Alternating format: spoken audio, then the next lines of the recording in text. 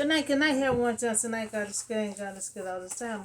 My name is Aaron J. and here to give y'all a word on tonight. And the topic gonna be the players of Lois.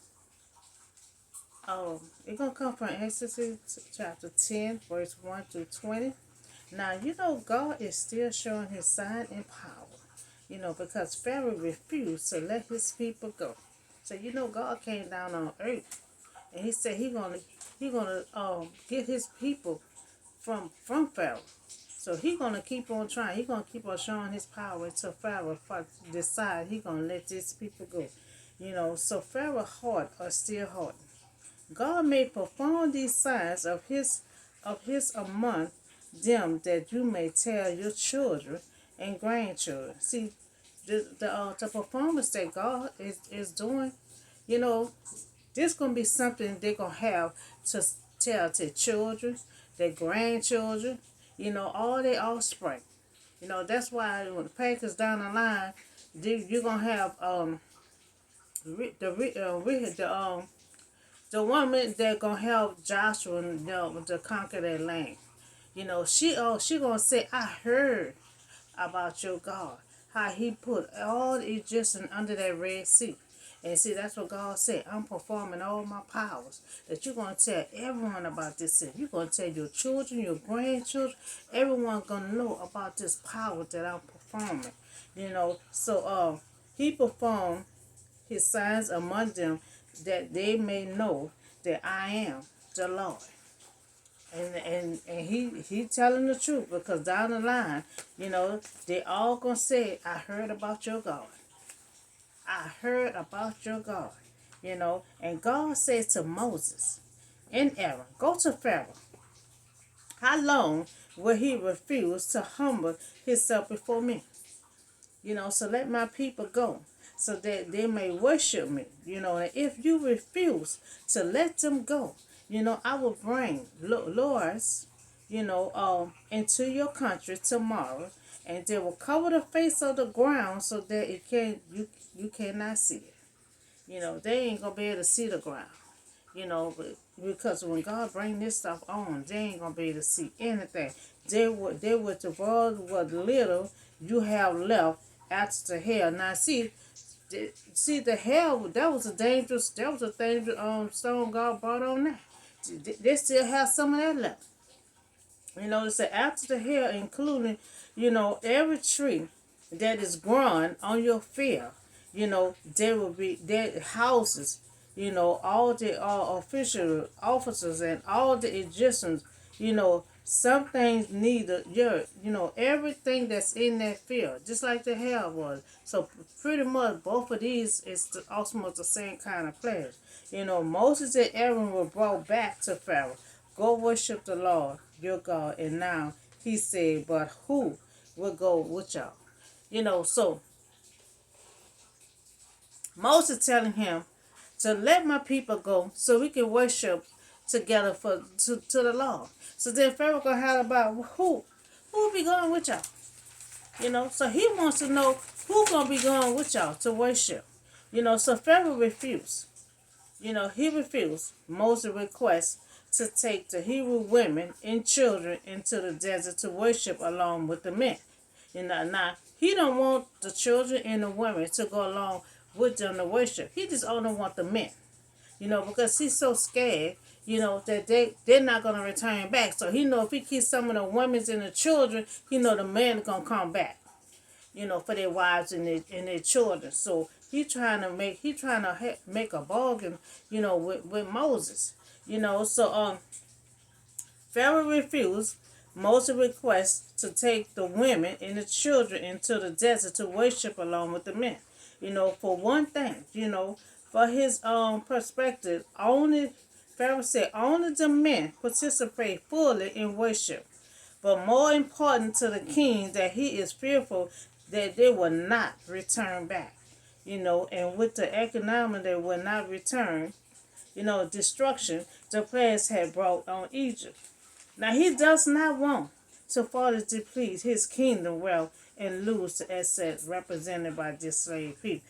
Now he wants them to continue on being a slave He wanted to continue on being a slave under him. So he refused to let these people go. Now he said, I will let them go, but only the men will go. The ladies and the children have to stay. Because he know if the men leave their woman, their wives, and their children, he know they'll return back. See, he have fear that he figured they would not come back if he would let all of them go. But now he letting the men go. He know the men gonna return back to their wife and their children. They're not gonna just leave them. So therefore he attempt to bargain with Moses and keep the men family in Egypt. So God told Moses that his malicious experience with Pharaoh should be retold to his offspring. Now, what story Moses had to tell? Living out one of the greatest drama in biblical history that he witnessed events through people with eyes will see. So Moses witnessed a whole lot of stuff in Pharaoh. So Moses is like working closely with God. He's seeing all the power that God is doing. Pharaoh seeing all the power that he's doing. That's why God said, y'all have something to tell your offspring. You got something to tell your children, your grandchildren. He's showing it not only to Moses, but to Pharaoh, the Israelite. God is showing his power. They will have something to say. That's why everyone gonna know. Oh, I heard about your God. I heard about how your God is that. I'm scared of y'all. The rehab. She gonna help them no kind of way. Okay, so when they came looking for the spies, she was like, "Well, I ain't see him." She feared their God. She heard about their God, and see that's what God wants. He's showing His power. So they'll have a story to tell. So now Pharaoh asks, "Who will go? Who will go with y'all? Who going with y'all?" Now Moses answered, "We will go with our young and the old, and with our son and our daughter, so with our flocks and herds, because we are to celebrate a festival to the Lord." So now, Pharaoh asking all these questions. He asking all these questions. So he said, he said, in other words, we do this every year. We doing a festival, we doing a celebration to God. So Pharaoh know if he lets them go, that he know the Lord will be with them, and they will turn on him. So he know the power that God have. He know if he let the Israelite go, he know they're going to have God on their side. And he know they will be able to fight Pharaoh and beat them, because they will not be able to stand against God. So Pharaoh only want the men to go and worship the Lord. And then Moses and Aaron left Pharaoh present, and Pharaoh feels that they won't return back to him. Pharaoh wants them to continue on being a slave under him. Some people want you to just be a slave under them. He don't want to let that service go. He wants them to continue on working with bricks and doing all that hard labor. He don't want to let them go. The Lord said to Moses, "Stretch out your hand over Egypt so that Locusts swarm over the land and toward everything that's growing in the field, everything that left by the hill." So they still had some of the hill left. That was a powerful place right there. And then just another powerful coming right behind it. So Moses did what God said, and the law made the eat. God do the weather. God made the east wind blow across the land all over the day and all over the night. So that was going on for a long time, from the day to the night, going back and forward from the east into the west. So by morning, the wind had brought the locusts, all Egypt, settled down in every area of the country in great numbers. So there was a big old storm, a big old lust that called from morning to night. It just kept on going on and on. So it never before. God said never before there been such a pledge like this here. And he said no way ever be again. because God know how powerful that is. So he said it's the first time, this ever had occurred. And he said it's never going to happen again. Just like he did, he wiped out the earth with water, in no other time. He said he would never do that again. So this storm here, he said it was the first time he did it. And he said he's never going to let it happen again. So they cover all the ground until it was black. Ain't that something? That was something. That's powerful. They still had some hair left. That was powerful. So you got two powerful stones. Some of the hair was still left over from last time. So now you got this other heavy old stuff that's covering up the whole earth, and not the earth, the whole city of Egypt. Just got everything just turning black. So they devoured all that was left after the hair. Nothing had remained. Nothing had remained. So now Pharaoh quickly, quickly summoned Moses and Aaron. Look, he telling them, the first time he sinned it, and he said he admit. Now just the second time, he said, oh, okay, I sinned against your God. Okay, your God, ask your God, give me one more chance. I sinned, but ask him to give me one more chance, to forgive my sin once more. And he said, pray to your Lord, pray to your God, take this daily prayers away from me. So he know it's daily. He know he killed everything that's on the field. Now this time God didn't say put everything up in the shelter this time. He ought to know. He ought to know this time. God didn't say this time put all your stuff in the shelter.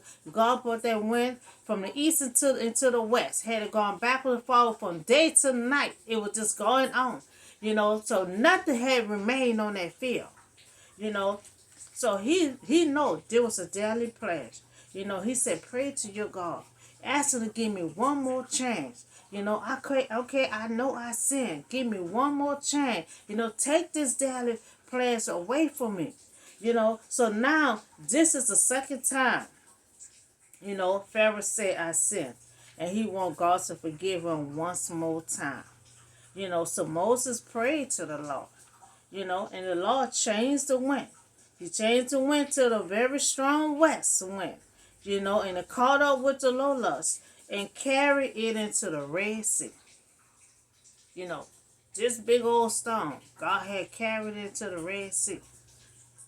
So not a Locust was left anywhere in Egypt. It was left nowhere in Egypt, because he done carried on to the Red Sea. So the Lord hardened Pharaoh's heart, and Pharaoh would not let the Israelite go. Now he already know it was a daily stone. He begged God to forgive him. And he still did not let the people go. So now God has sent a daily plague, Locusts. Pharaoh quickly wanted Moses to pray to God to have it removed. So when God removed it to the Red Sea, Pharaoh still didn't let his people go. He still let his people go. All he do is pretend that he's so frightened for, you pray to your God. Give him one more time. One more chance. And he said he gonna let them go. But soon he see that God gonna stop it, then he sinned again, and he will not let the people go. You cannot pray, and say what you're gonna do, and then you be devil-minded and you do it again. He constantly being devil-minded and keep doing it again and again.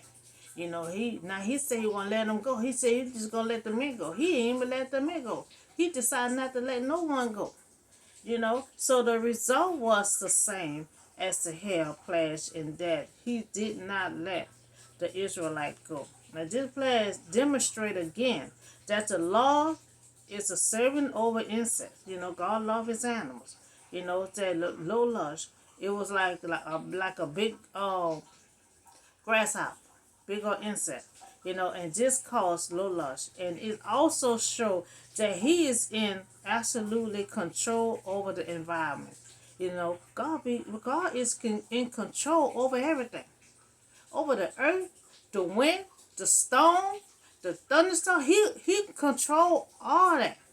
And Pharaoh, he sees how God in control all that, but he's still in control. Keep on halting his heart, and he still don't want to let the people go.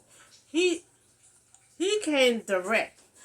God can direct the wind to come from the east into the west. And Pharaoh see how God had the wind from the east to the west, going back and forward from day to night until after a while, everything just had turned black. So we see that Pharaoh still will not let God people go. But God will keep on using His power until He let them go. God not gonna stop. God not just showing them the power to let them go. He's showing power so they can know who He is. I am the Lord. To own it, God. On this earth. And so that's what He's doing. He's showing His power to let them know who He is. And He gonna continue showing His power until Pharaoh let His people go. It's already was written in this script that Pharaoh heart was gonna be hardened, that he was gonna have to constantly keep showing his power. You know, God writes scripts out, and it always turned out exactly how He write it out. He already write in the oops and buts, and He already know what's gonna come, what's gonna happen, incident, the oops and don'ts. He already know what's gonna happen. He know Pharaoh's heart was gonna be hard, and he know Pharaoh wasn't gonna just let him go on the first trial when Moses. He saw Moses when Moses thought that. You ain't let the people. You ain't escape the people yet. You ain't help the people escape yet. You didn't rescue the people yet. So he thought that was gonna be rescued the first time he go there. You know, God already know Pharaoh's heart was gonna be hard. And he know Pharaoh wasn't gonna let his people go. All that was written in this script, and he gonna keep on until Pharaoh let them people go. So that's all the stories I have for you on tonight. That this is God's plan, that He gonna keep on halting Pharaoh's heart until He gonna let the people go. Because God not gonna stop until He rescue His people from slavery. And we don't need slavery to keep on coming back. Because see, when He rescued them from slavery, that's done with the slavery. So He gonna have other kings gonna come and be in charge over them. But God trying to release them from their slavery, from their bondage. From being in captivity. He's trying to take them away from that and bring them to their own land of milk and honey. So y'all have a blessed and safe night, and I see y'all on the next video.